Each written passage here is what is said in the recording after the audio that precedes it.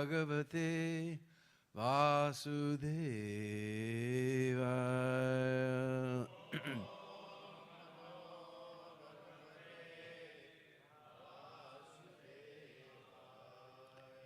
Om Namo Bhagavate Vasudevaya.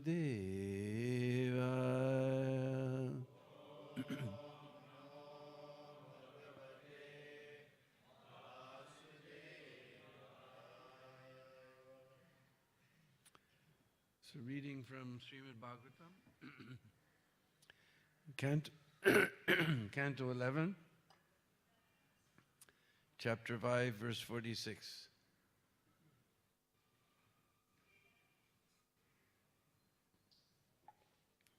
This is a very special chapter of Srimad Bhagavatam. I believe in this chapter we have the 32 is the famous verse, Krishna Varnam to Sa Krishna, is it? This chapter, all right, that's what I thought. So today we're on 46.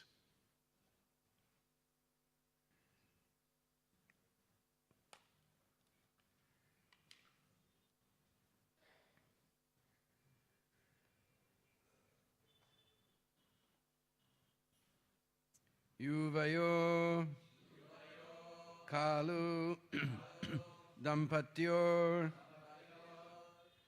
Vashasha Puritam Jagat Putratam Agamad Yad Vang Bhagavan Ishvaro Hari Yuvayo Kalu Dampatyor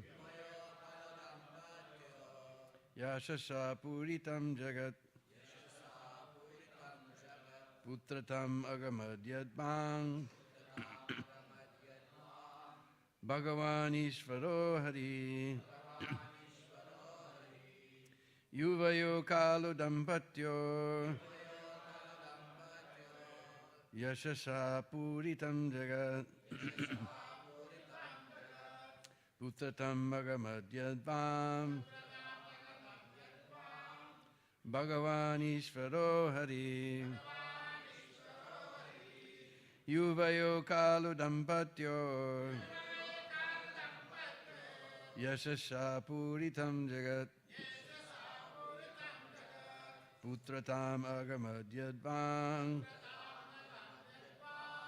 Bhagavan Ishvaro Hari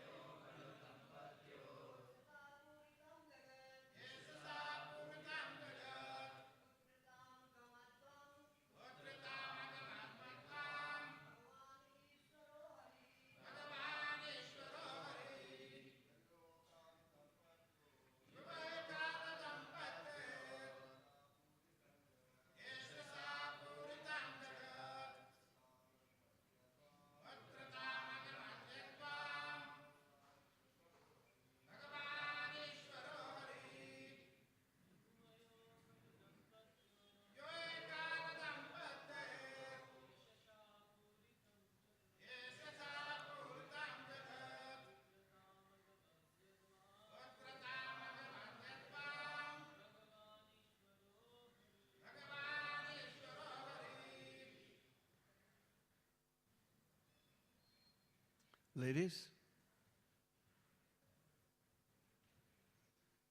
No Vaishnavis want to chant? Okay.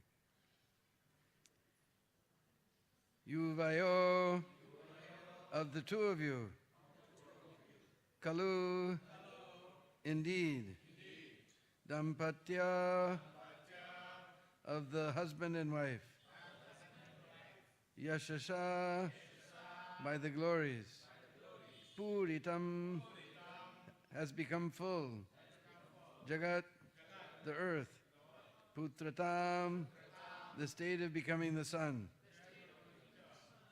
agamat, assumed, yet, because, Maam, your, Bhagavan, the personality of Godhead, Ishvaraha, the Supreme Lord, Hari, Hari. Translation: Indeed, the whole world has become filled with the glories of you and your good wife, because the Supreme Personality of Godhead, Lord Hari, has taken the position of your son. Translation, please repeat. Indeed, the whole world has become filled with the glories of you and your good wife, because the Supreme Personality of Godhead, Lord Hari, has taken the position of your son. Purport: in this verse, Narad Muni hints at the glories of Vasudeva and Devaki, the parents of Krishna and Balaram, by the words Yashasa Puritam Jagat.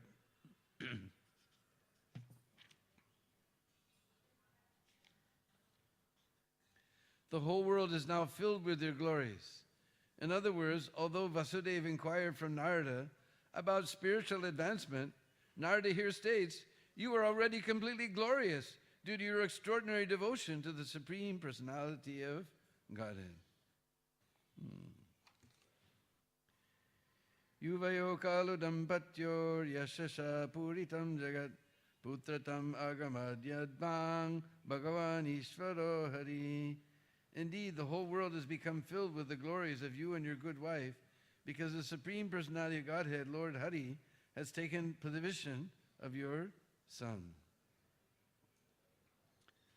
Om Ajnana Timirandasya Gyananjana Shalakaya Chaksurun Militam Jena Tasmai Sri Gurave Namah Sri Chaitanya Manubhistam Stapitam Jena Bhutale Sayam Rupa Kanamayam Dadati Swapadandingam Adadana Srinandantai Vridam Yache Puna Puna Srimad Rupa Padambujo Dulisyam Janma Janmani Jaya Sri Krishna Chaitanya Prabhu Nityananda Sri Advaita Gadadhar Shivasadi Gaura Bhakta Vrinda Hare Krishna Krishna Krishna Hare Hare Hare Rama Rama Rama Hare Hare Panchakalpatrubhyascha Kripa Sindhu Bhaja Patitanam Pavanebhyo Vaishnavebhyo Namo Namah. So here in this chapter, Narad Muni has been explaining the glories of and secrets of devotional service to Vasudeva and Devaki. And here he finally says that he's just, in English we say, preaching to the choir. Generally, we want to preach to persons who don't know anything about spiritual life. But those who are in the choir, in the Christian churches, they have a group of people who sing all the hymns and everything. So it's already assumed they know everything. So that's called preaching to the choir, to the people who already know everything. So he says, no need for me to give you any instruction. He says, what is it? Yashasha. Yash means fame. Just like Krishna's mother's name is Yashoda, who gives fame. And Vrishabhanu's mother's name is Sukada, who gives happiness. And Yashoda, Sukada, who else is there? Oh, and Radharani's mother's name is Kirtida, who gives glories. So we see the names of the original Brishbasis all very nice. They're all givers. Abhi ye sab dene wala chale gaye, ab kebal lene wala reh gaye.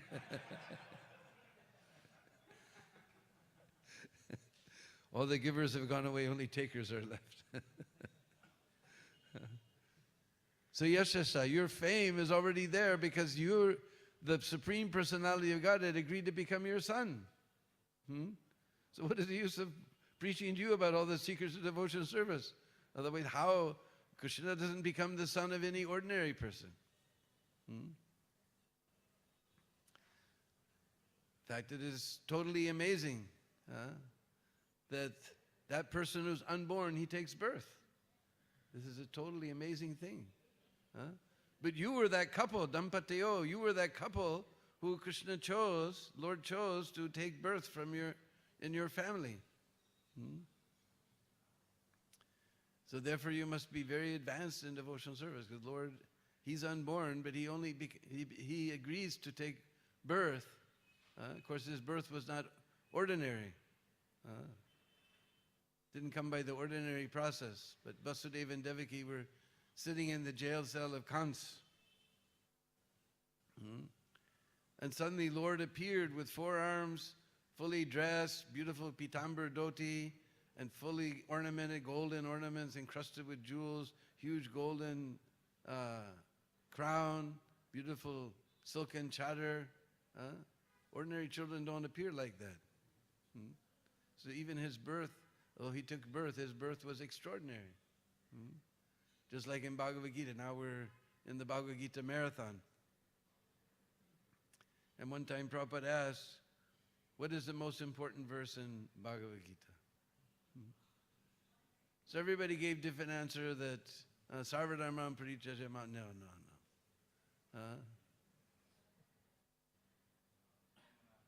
Manmana Bhavad Mad Bhakto Madhyajama. No. Everyone gave some Tadvidi Pranipatena Parivit. No. After everybody had given their opinion what was the most important verse in Bhagavad Gita, Prabhupada told,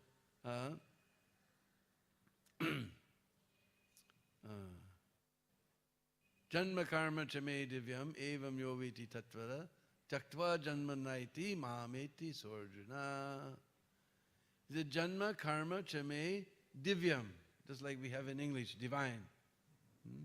Janma karma chame divyam. My janma and karma are divine, transcendental. Krishna's birth is not ordinary birth, we just described. Divine.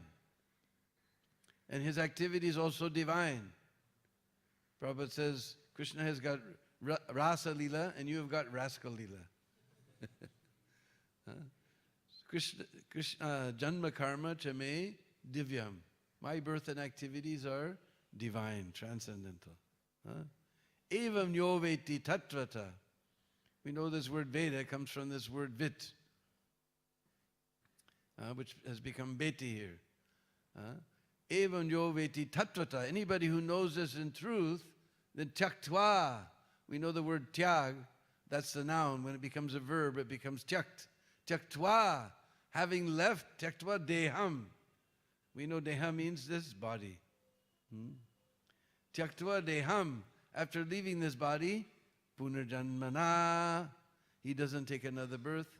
Are, if I don't take another birth, what will happen to me? Now I've got this body, I'm enjoying so nicely. If I don't take another body, then what will happen?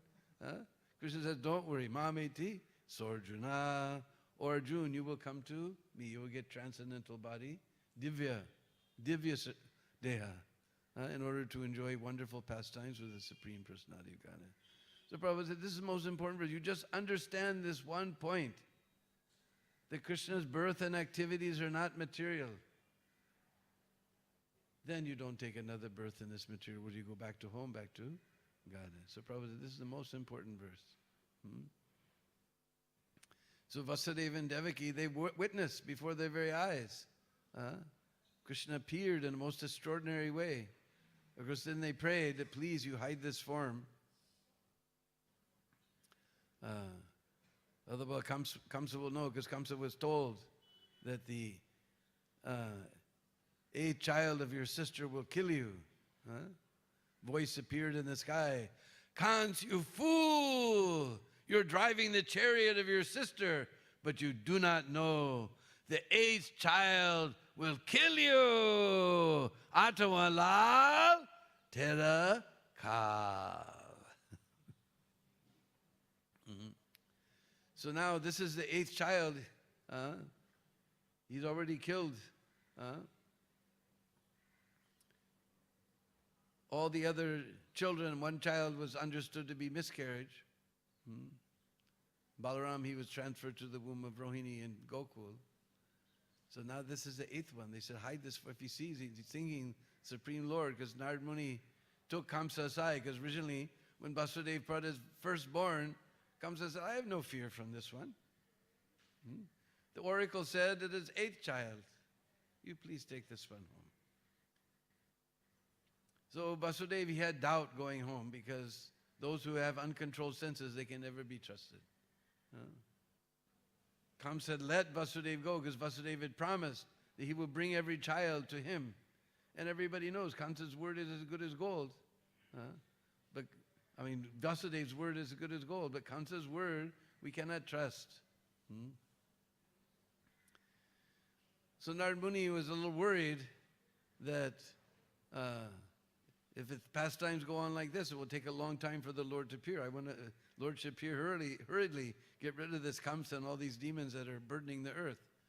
So he took Kamsa aside, because Narad Muni is a very clever fellow.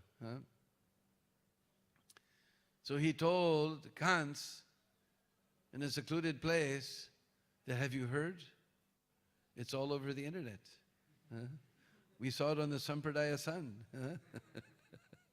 All the demigods are taking birth in the Yadu, Vrishni, and Bhoja dynasties. Did you hear it? It's all over. Everybody knows. Did you know that? And these demigods are very tricky fellows. We can't trust them. The oracle said the 8th child, but we don't know how these demigods count. We count 1, 2, 3, 4, 5, 6, 7, 8. But who knows? Maybe they count 1, 2, 3, 4, 5, 6, 7, 8. Depending on where they start, anyone could be the 8th child. These demigods are very tricky fellows. You can't trust them. So in this way, Kans immediately, he's consulted with his ministers. See, by association of Vasudeva, he became a little pious. When he saw Vasudeva was keeping his word, he decided to spare the child. But as soon as he associated with his ministers, he said, no, we better kill them all then. They killed them all. So Vasudeva and Devaki told that you please hide this form, otherwise Kans will know for sure that the Supreme Personality of Godhead has come. Because he was warned that the Supreme Personality of Godhead, who killed all of your, so many demons before, he's going to kill you. And then he told Vasudeva and Devaki that you please take me across the river and exchange me with the girl child of Yasoda and Nanda Maharaj. So, in English we say that Vasudeva carried Krishna in a basket, because we don't have any words in English. Actually, he was carried in a surpi. Surpi is a very, very simple implement that we keep around the farmhouse. We throw the rice like this, and or the wheat and all this rest of the stuff blows away. It's a very simple thing. We just throw it in the corner of the house and use it every once in a while like that. This is Supreme Personality of Godhead. He should have been carried in a golden basket, but he came in a surpi, like that. Vasudeva was carrying him. It was raining, so Anantashesh came and sheltered him from the rain. Then, just across a little ways, kitty corner from Gokul, there's a ghat. That ghat is known as Koila Ghat. Because Vasudeva entered the water of the Jamuna. This is rainy season, so the water current was very heavy, and the water was very deep. And he kept going deeper and deeper. He kept holding that surpi higher and higher and higher and higher and higher and higher. Finally, he was holding way over his head. The water was coming up to his nose, and he was crying, Koilo, koilo, koi midalala lelo, koilo, koilo, koilo, koi midalala lelo, koi midalala lelo. So that ghat became known as Koila Ghat. And now Braj Foundation has fixed it. It was a completely useless condition, but Braj Foundation fixed up that ghat very beautifully. So then Krishna took his foot and he put it outside the surpi and touched the Jamuna. She wasn't rising from the rainfall. She was rising with desire to touch the lotus feet of Krishna. We should also rise up with a desire to touch the lotus feet. We can't become desireless. The Mayavadis. They all say we should become desireless. And Prabhupada said desireless means to become like a dead stone. And so Prabhupada said, if to find out God, I have to become like a dead stone, I do not care to know what is God. Not that we become desireless, we become filled with desire for Krishna's service. Jamuna was full with the desire to touch the lotus feet of Lord. Lord touched his lotus feet to her waters. Immediately she came ankle deep, and Vasudeva easily crossed the river and brought back the girl child of Yasoda and Nanda Maharaj. So, and later when we get to Dwarka Leela, we learn one very interesting thing from the Vaishnava Toshani of Sanatana Goswami. Because it's described how Krishna, he went to Sandipani Muni's ashram in Avantipur, Ujjain, where Bhakti Charu Maharaj has built a huge white marble temple to Sri Sri Madan Mohan. And as Dakshina, he brought back from the death the child of his teacher, Sandipani Muni. So when Vasudeva and Devaki, they heard this thing, then Devaki said, for your guru, you brought back the child. What about my children?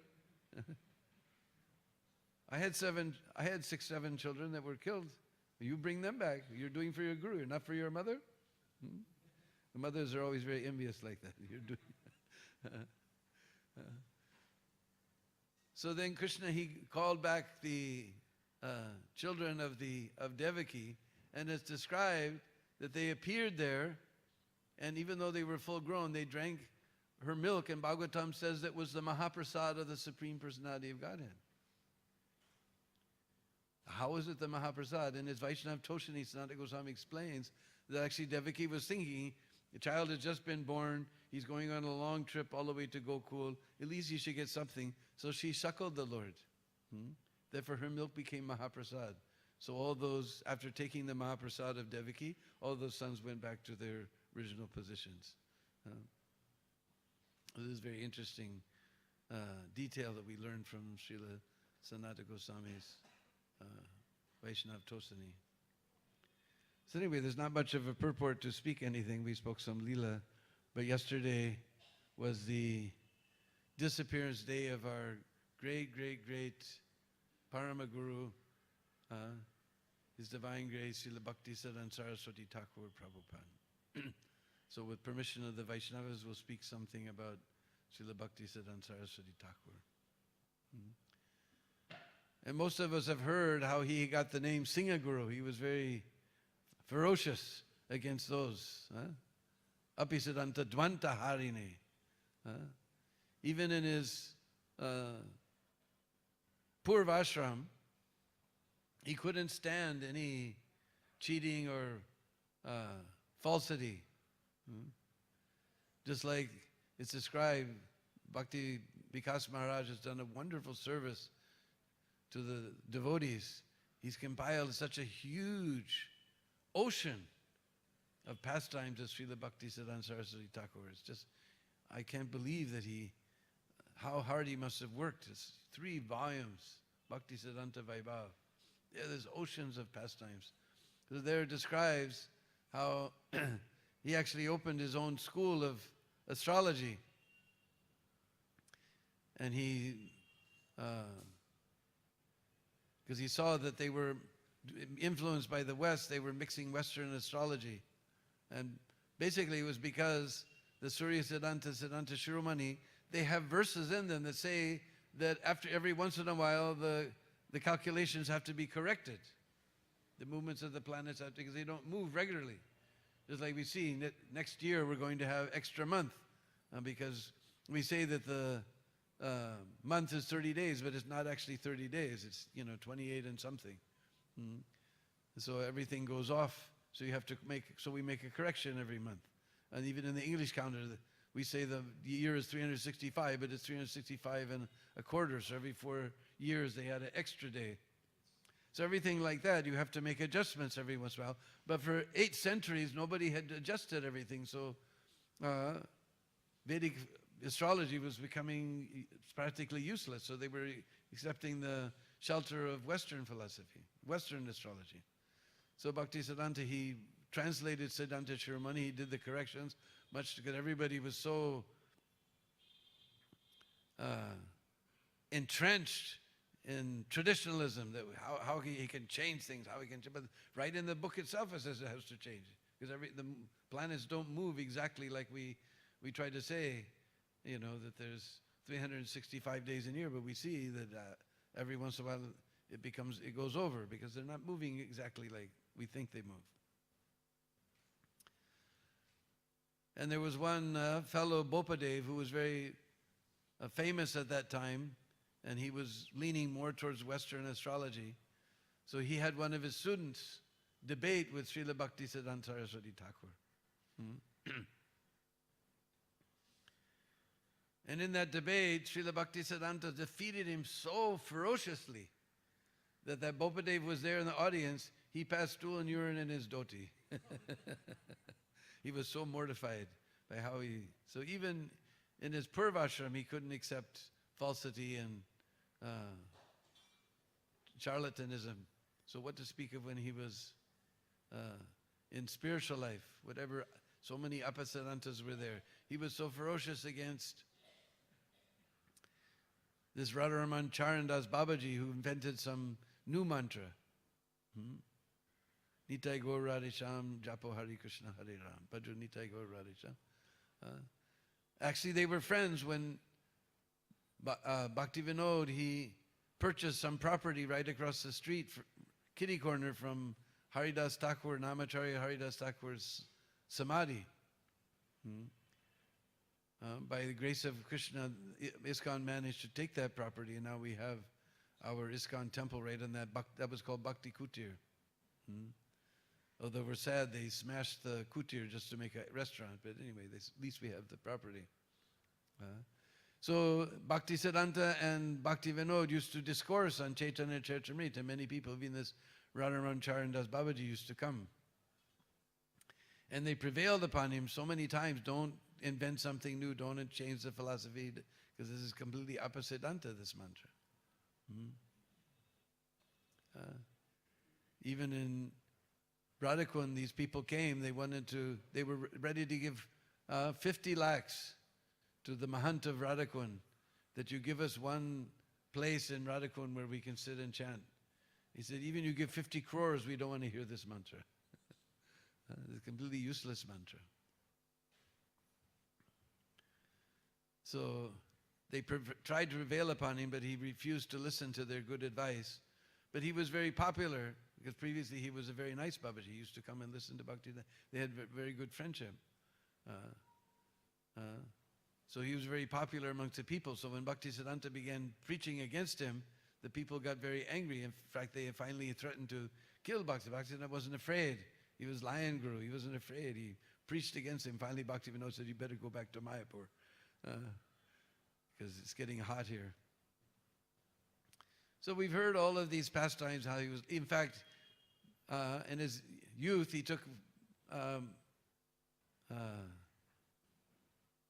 tour of South India, collecting different books and hearing from the different sampradayas, Vaishnava sampradayas. Even he went to Sringari Mat, one of the pits of Shankaracharya. But on the plea of that he was not born in a Brahmin family, they refused to talk to him. Most likely they were afraid that he was going to defeat them, but they made this plea, which is one of the things that Bhakti Vinod and Bhaktisiddhanta preached boldly against, this idea that one is Brahmin, only qualification to be Brahmin is birth. Just like I can remember in Los Angeles, we used to chant in front of a restaurant called Diamond Jim's. In this restaurant, in front of the Lord, we can't say what they're serving in this restaurant. All we can say is, Go Mata Ki Jai. And they're drinking so many horrible things.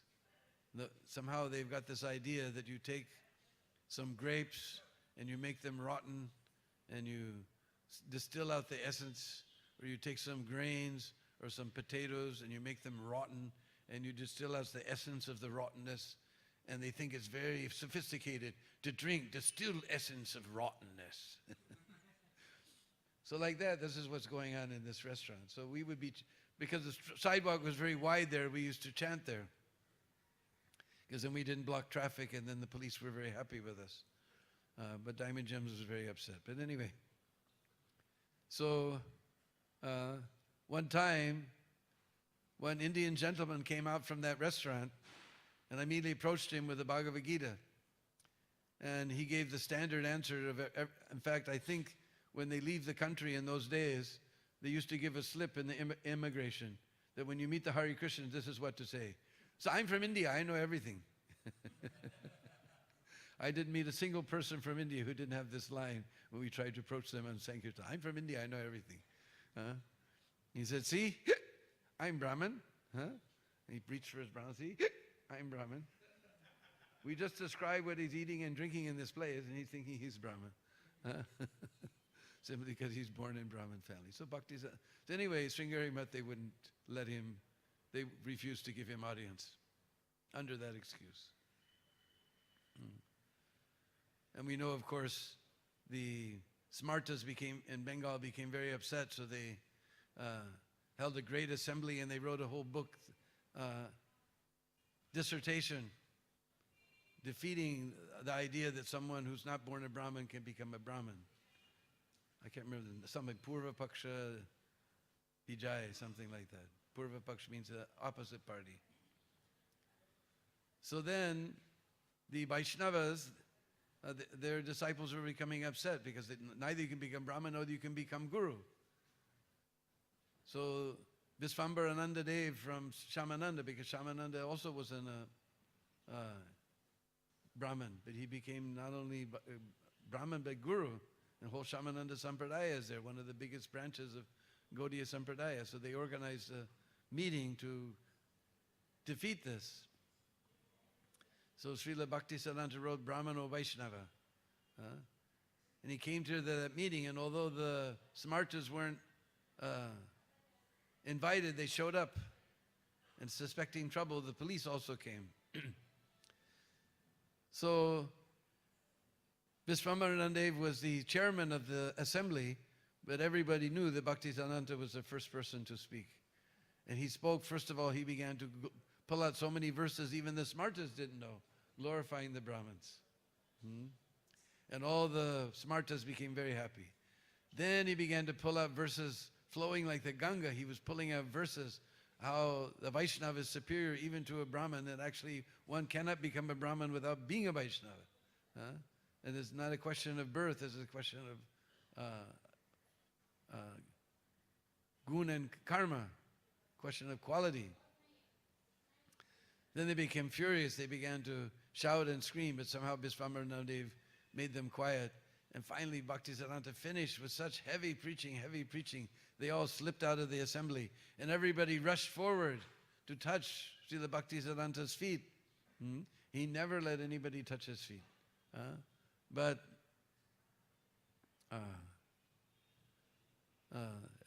the police were upset. They didn't know what to do. The huge crowd was pressing in. So against his will, they grabbed Srila Bhaktisiddhanta, took him outside somewhere. They dumped his feet in a bucket of water. They poured it into a big container and poured more water in it. Then they sprinkled it over the crowd to calm down the crowd. So we know all these stories about him as Singha-Guru. But Bhakti Vikas Maharaj has researched so many stories that actually in the night he would come around to the brahmacharis and make sure their mosquito nets were tied. He had such a sweet, soft heart. Because if they become sick, then the preaching will be an obstacle to the preaching. So he would actually come and fix the mosquito nets, and in so many ways he gives so many stories how Bhakti Siddhanta Saraswati's heart was very soft. Against those who were opposition, he was like a lion. But in the house he was like a lamb. And he treated the devotees with great affection. Even asked householders after their welfare and the welfare of their children. He was very, very, so many, I can't remember those pastimes, but he was also very, very soft-hearted. We don't hear those stories so much, but Bhakti Vikas has collected all these wonderful stories. And his initiation was also very interesting because he was being very, of course, very learned. Actually, because of his progress in Jyotish, the greatest astrologers of Calcutta gave him the title Siddhanta, Siddhanta Saraswati. Later it became Bhakti Siddhanta because real Siddhanta is Bhakti. But they gave him the title Siddhanta Saraswati from that time. After that he said, I have better things to do. They wanted him to continue in his astrology. I have better things to do. It's more important Hari Bhajan. Without Hari Bhajan, life is useless. So even at the age of 7, his father, Bhaktivinoda Thakur, had initiated him into the Harinam. And also later, he gave him one Nisringa mantra. Nobody knows for sure, but everybody thinks it's that mantra. Ugram Biram Mahavishnum Jwalantam Sarvato Mukham Nisringam Bishanam Badram Mrityum Namamyam. And even as shortly after that, he showed great interest in worshipping Shalagram. Even though he was a child and not born in a Brahmin family, he got a kurma Shalagram, and Bhaktivinoda gave him the mantras for worshipping that. But later, Bhaktivinoda prevailed upon him that you must take Diksha. I'm your father, I can't really give you Diksha. I've given you Harinam, but I can't give you Diksha. And the best person to take Diksha from is this Gorkashore Das Babaji Maharaj. He'd been in Vrindavan for many, many decades. Then he came back to Bengal. He especially wanted to see the Yoga Peeth temple, that he was very happy that Bhaktivinoda had discovered the actual birthplace, because he also didn't believe the Smartas in Navadvip. So from the very moment that Bhaktisiddhanta laid eyes on him, he said, I never saw such a being who had descended to this plane like my Guru Maharaj. But he was quite simple. He couldn't even write his own name. And there was many people after, every guru wanted to get Bhaktisiddhanta as a disciple, because everybody would be very happy to have such an intelligent disciple as their own. But Srila Bhaktisiddhanta knew they were all bogus. So he was avoiding them all. And when his father suggested Gorkashore, he was a little surprised at first. He knew that there's no being like this on this plane of existence. But he's a little surprised. This fellow is very simple. He can't even write his name. He sometimes beats people with a stick. He's very crude. And Bhaktisiddhanta was very refined and very learned and very well-lettered. So anyway, he approached Srila Gorkashore Das Babaji Maharaj and begged for him to give him initiation. And Srila Gorkashore, I accepted one disciple one time, he cheated me. So I decided I'm not going to accept any other disciples. In fact, to describe anybody who came for him for initiation, he would take his umbrella and beat them. But Bhaktisiddhanta insisted. He said, all right, I will ask Mahaprabhu. If he gives the order, then I'll initiate you. So again, he asked him, he said, did you ask Mahaprabhu? Oh, I forgot. Then third time he asked him, he said, I asked Mahaprabhu, but I did not get the answer. Then Bhaktisiddhanta said, he quoted that one wonderful bhajan, Karuna na hoile, kandiya kandiya, prana na rakibo ara. If you do not show your mercy to me, then crying and crying, I will give up my life. Then Gorkashore was turned. He said, all right, you go to the Jalangi, take your bath and come. And he gave him initiation. In fact, sometimes the Radhakund Babajis, they dispute this. But I met one Babaji who was living in Gopinath Bazaar many, many years ago. He is no more. But he told me his Guru Maharaj was present there when Bhaktisiddhanta got, he saw the initiation of Bhaktisiddhanta from Gorkashore Das Babaji. And he gave him he had this tiger skin cap, and he had these little knots, knotted threads for his japamala. He gave those to Srila Bhaktisiddhanta. Very simple things, but Bhaktisiddhanta, receiving them the hands of a Paramahamsa, he received them as valuable, great valuable treasure. Later on, Gorkashore, he never let anybody touch his feet. He would beat them with a stick or his umbrella. But one time he called Bhaktisiddhanta, and he placed his 2 lotus feet on his head. He called him and placed his 2 lotus feet on his head. And Bhaktisiddhanta writes that when I approached my spiritual master and he rejected me, it was a big jolt. Because I was thinking that I was very qualified and this and that, but I realized that this person, he's rejecting me. What treasure does he have that he's seeing that all my learning and education and everything is useless? He must have a greater treasure. I realized that I was totally useless. Everybody was praising me, but my Guru Maharaj gave me a jolt. He shocked me. So then I realized that all my learning without Hari Bhajan, without devotion to the Lord, all these things are completely, totally useless things. I realized that I am a completely useless soul. So this was this pastime of initiation. That was in January of 1900. It's almost exactly 117 years from now, from here. And of course we know his biggest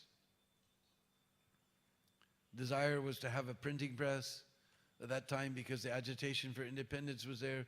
To get a printing press was a very difficult thing. You had to get police permission, you had to get this permission, that permission. Just like our Yadavar was telling me about this Hare Krishna film, you know. First of all, it has to go to the censor board. They have to review it. It had a picture of animal in it. It had to go to Chennai. The animal board has to prove it, that there's no cruelty to animals.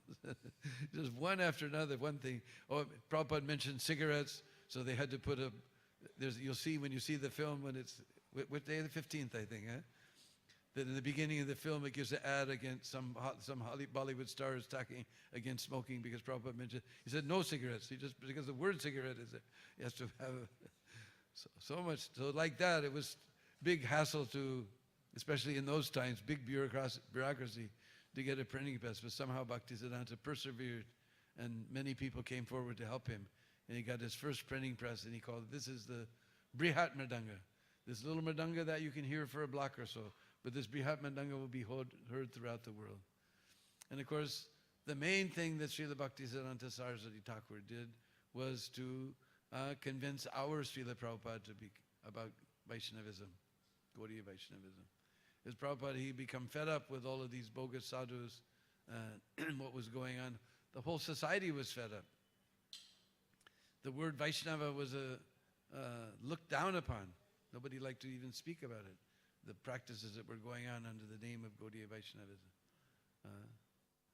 So he wasn't at all interested when his friends told him there's a great sadhu on Ultadanga Road. And no, I've seen all these bogus fellows. No, you have to come. So practically they dragged him there.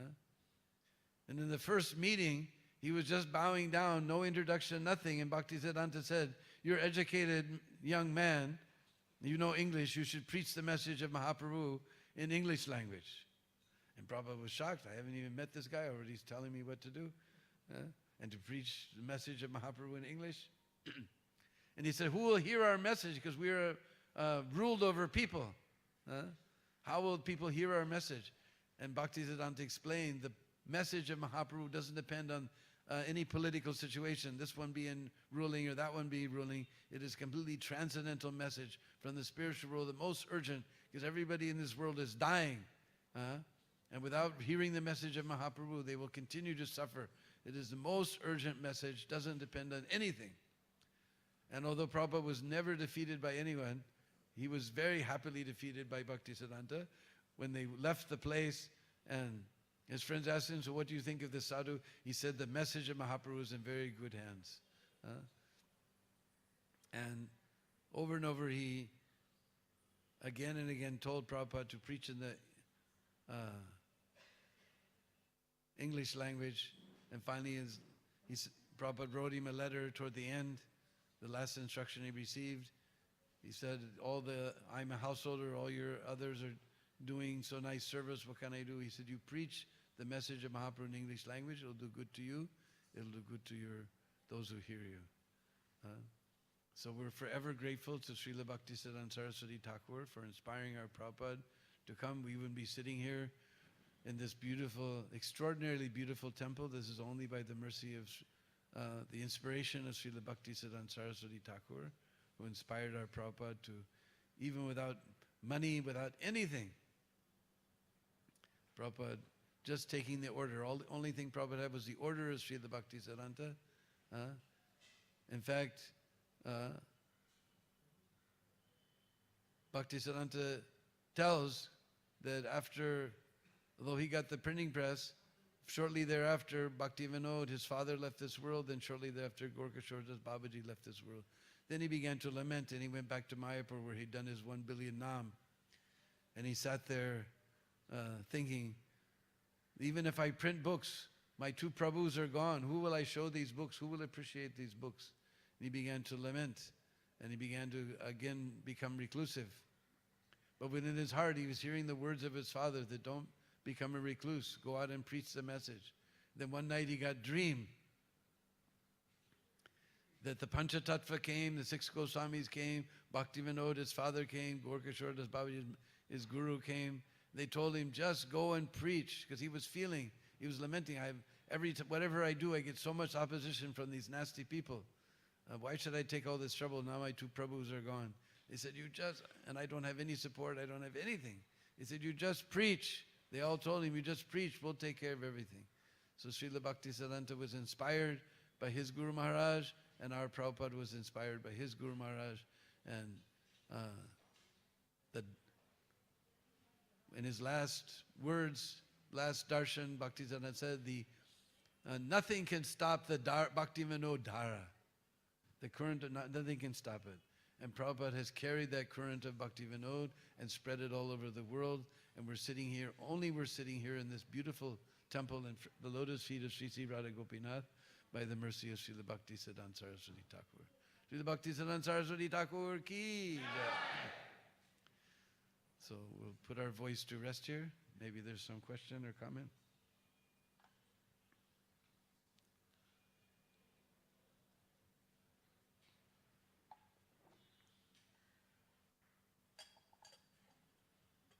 I put everybody to sleep.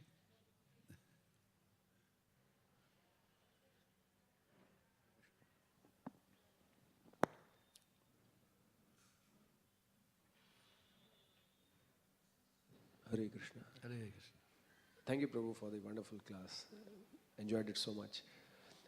Wanted to, if you could kindly narrate that episode where Bhaktisiddhanta Saraswati Thakur was challenged that he didn't have a bona fide sampradaya. Yeah, that was the next thing these guys did. After he defeated them on the Brahmana Vaishnav platform, then they arranged, they began preaching that Chaitanya Mahaprabhu is not avatar mentioned in the scriptures, and the mantras that we receive in Brahman Diksha are not eternal mantras like other mantras. They began a whole big agitation again.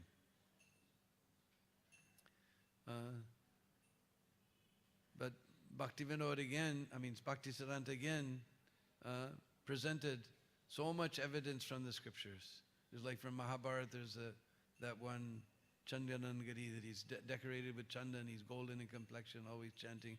And this verse here, just 32 of this very chapter, Krishna Varnam Tasa Krishna, be present in so many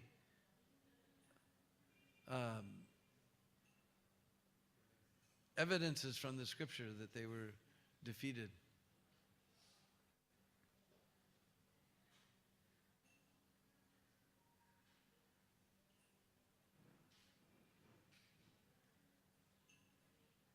I have to go, and I didn't read that one in Bhakti Vikasa's book. I'm sure there's more details. But it's huge when you try to just study for a class. It's this huge ocean of knowledge about Srila Bhaktisiddhanta Saraswati Thakur. Where the tide really turned was Bhakti Vinod told him that you restart the Navadip Mandal Prikrama, Gaur Mandal Prikrama. So they went on Prikrama. When they got to Navadip, they came to one certain place, I forgot the name, but some Gundas, they were carrying the Lord on an elephant, and some Gundas began to throw rocks and things at the elephant, and the devotees rushed forward to stop them, and they began beating the devotees, and eventually they began throwing rocks and stones and on the devotees, and they went away. Then the devotees very loudly tried to stop them, so they disappeared. Then they came back. They were keeping sticks in the shops, in the nearby shops, and they came back with sticks and a whole bunch more gundas and began beating all the devotees. They had to charge back to the Dharmshala where they were. But Srila Bhaktisiddhanta was convinced that without hearing the pastimes in that place, then what is the use of going on Prikrama? So the next day, that time they attacked, women and children, and everyone was there. The next day, mostly men went. The first time there was 800, this time there was about 300. And again, they came with a bigger force and attacked, and the police had to come and intervene. And then, just like here in Juhu, when they smashed the temple, then Prabhupada was very happy. Now they have fallen into a trap.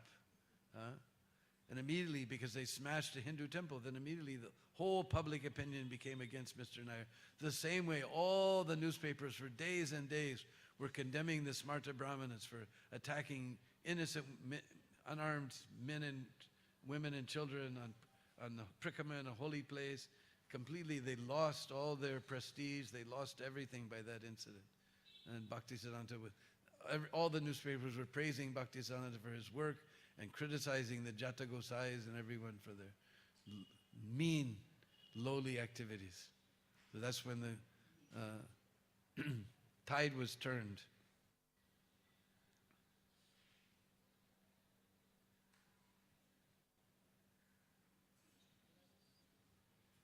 Okay, so we'll end here. If anybody wants, we have copies of Braj Leela Part 2. We're asking a small donation of 300 rupees, and we're here also to sign it if you want a copy. And it's not formal writing. This was classes that I gave in Mayapur, so it's what do you say? Transcription. So the way I talk, that's the way the book is. It's not formal writing, it's the way I talk, like that. So it's 250 pages of nectar. Part 1 is sold out. We're going to bring it out very soon as an ebook on Amazon. Part 2 is here with me. If anybody wants, they can come and I'll sign. Meanwhile, we can all fall down at the very soft and wonderful lotus feet of that great personality who's saved all of us. Srila Prabhupada ki jai.